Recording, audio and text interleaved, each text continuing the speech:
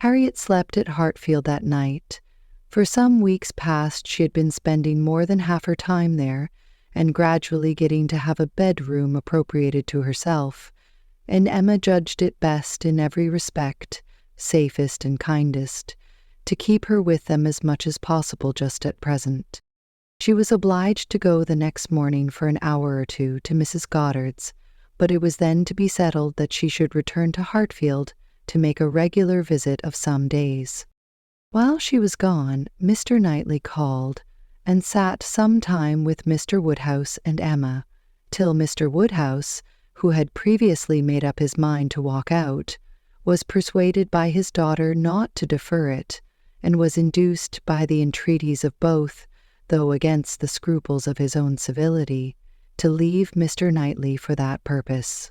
Mr. Knightley, who had nothing of ceremony about him, was offering by his short, decided answers an amusing contrast to the protracted apologies and civil hesitations of the other.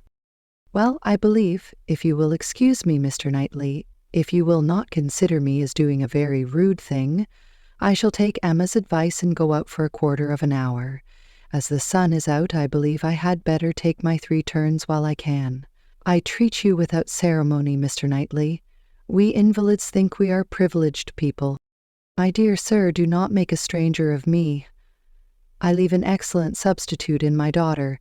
Emma will be happy to entertain you, and therefore I think I will beg your excuse and take my 3 turns. My winter walk." "You cannot do better, sir." "I would ask for the pleasure of your company, Mr. Knightley, but I am a very slow walker, and my pace would be tedious to you, and besides, you have another long walk before you, to Donwell Abbey."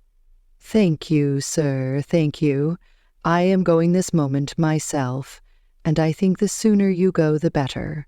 I will fetch your greatcoat and open the garden door for you." Mr. Woodhouse at last was off, but Mr. Knightley, instead of being immediately off likewise, sat down again, seemingly inclined for more chat. He began speaking of Harriet, and speaking of her with more voluntary praise than Emma had ever heard before. "I cannot rate her beauty as you do," said he, "but she is a pretty little creature, and I am inclined to think very well of her disposition. Her character depends upon those she is with, but in good hands she will turn out a valuable woman." "I am glad you think so, and the good hands, I hope, may not be wanting. Come," said he, "you are anxious for a compliment, so I will tell you that you have improved her. You have cured her of her schoolgirl's giggle. She really does you credit." "Thank you. I should be mortified indeed if I did not believe I had been of some use, but it is not everybody who will bestow praise where they may. You do not often overpower me with it. You are expecting her again, you say, this morning?" "Almost every moment. She has been gone longer already than she intended. Something has happened to delay her. Some visitors, perhaps? Highbury gossips. Tiresome wretches. Harriet may not consider everybody tiresome that you would—" Emma knew this was too true for contradiction, and therefore said nothing. He presently added, with a smile, "I do not pretend to fix on times or places, but I must tell you that I have good reason to believe your little friend will soon hear of something to her advantage."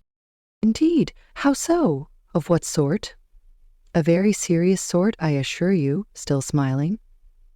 "Very serious? I can think of but one thing. Who is in love with her? Who makes you their confidant?" Emma was more than half in hopes of Mr. Elton's having dropped a hint. Mr. Knightley was a sort of general friend and adviser, and she knew Mr. Elton looked up to him. "I have reason to think," he replied, "that Harriet Smith will soon have an offer of marriage, and from a most unexceptionable quarter. Robert Martin is the man. Her visit to Abbey Mill this summer seems to have done his business. He is desperately in love and means to marry her." "He is very obliging," said Emma, "but is he sure that Harriet means to marry him?" Well, means to make her an offer then." Will that do? He came to the Abbey 2 evenings ago on purpose to consult me about it. He knows I have a thorough regard for him and all his family, and, I believe, considers me as one of his best friends.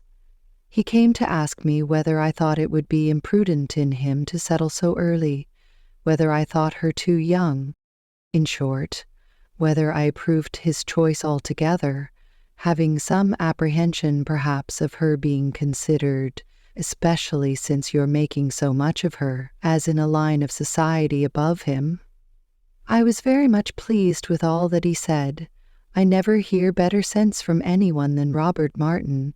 He always speaks to the purpose, open, straightforward, and very well judging.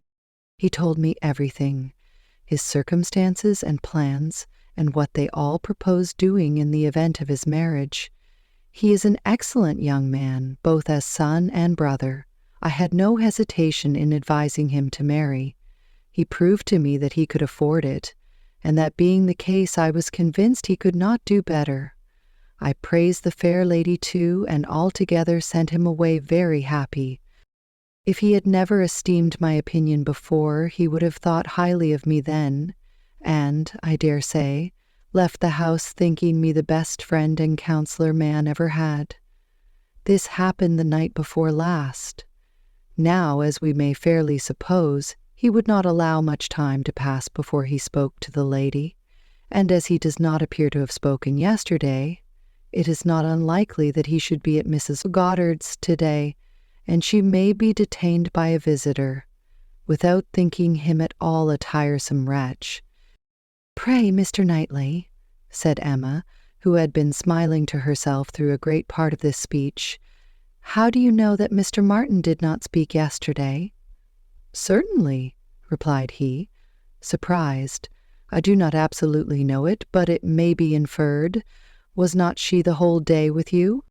"Come," said she, "I will tell you something in return for what you have told me. He did speak yesterday.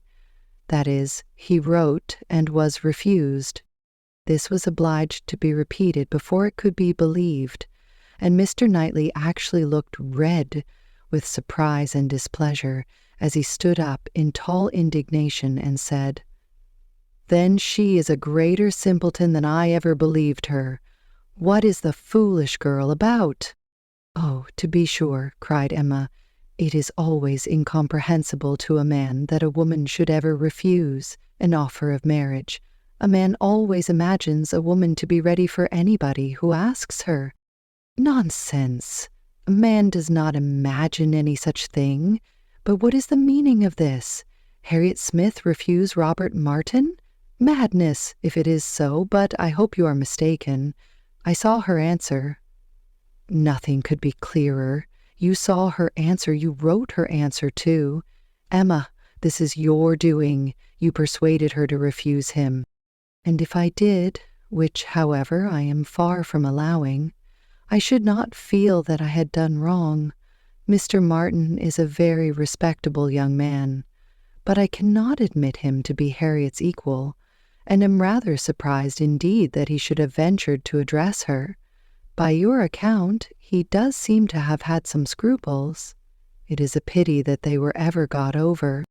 "Not Harriet's equal," exclaimed Mr. Knightley loudly and warmly, and with calmer asperity added, a few moments afterwards, "No, he is not her equal indeed, for he is as much her superior in sense as in situation. Emma, your infatuation about that girl blinds you. What are Harriet Smith's claims, either of birth, nature, or education, to any connection higher than Robert Martin? She is the natural daughter of nobody knows whom, with probably no settled provision at all, and certainly no respectable relations. She is known only as parlour boarder at a common school. She is not a sensible girl, nor a girl of any information. She has been taught nothing useful, and is too young and too simple to have acquired anything herself. At her age she can have no experience, and with her little wit is not very likely ever to have any that can avail her. She is pretty, and she is good-tempered, and that is all.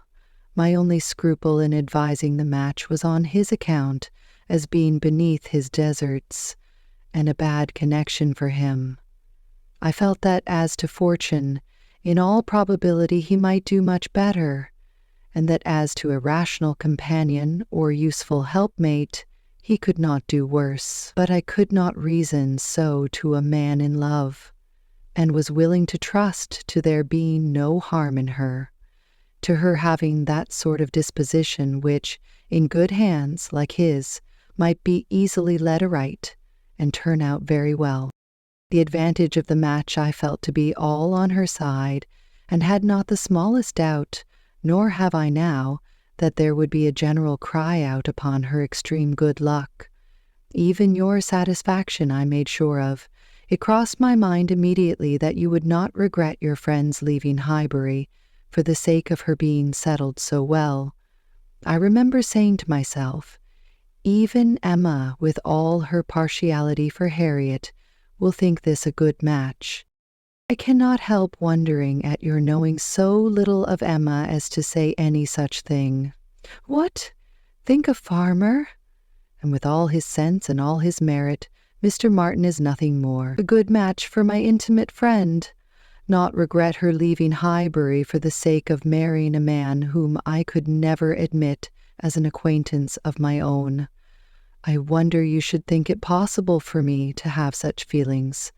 I assure you mine are very different. I must think your statement by no means fair. You are not just to Harriet's claims. They would be estimated very differently by others as well as myself. Mr. Martin may be the richest of the two, but he is undoubtedly her inferior as to rank in society. The sphere in which she moves is much above his. It would be a degradation to illegitimacy and ignorance, to be married to a respectable, intelligent gentleman farmer. As to the circumstances of her birth, though in a legal sense she may be called nobody, it will not hold in common sense. She is not to pay for the offense of others by being held below the level of those with whom she is brought up. There can scarcely be a doubt that her father is a gentleman, and a gentleman of fortune. Her allowance is very liberal. Nothing has ever been grudged for her improvement or comfort. That she is a gentleman's daughter is indubitable to me. That she associates with gentlemen's daughters, no one, I apprehend, will deny. She is superior to Mr. Robert Martin. Whoever might be her parents, said Mr. Knightley, whoever may have had the charge of her, it does not appear to have been any part of their plan to introduce her into what you would call good society. After receiving a very indifferent education, she is left in Mrs. Goddard's hands to shift as she can, to move, in short, in Mrs. Goddard's line, to have Mrs. Goddard's acquaintance. Her friends evidently thought this good enough for her, and it was good enough. She desired nothing better herself.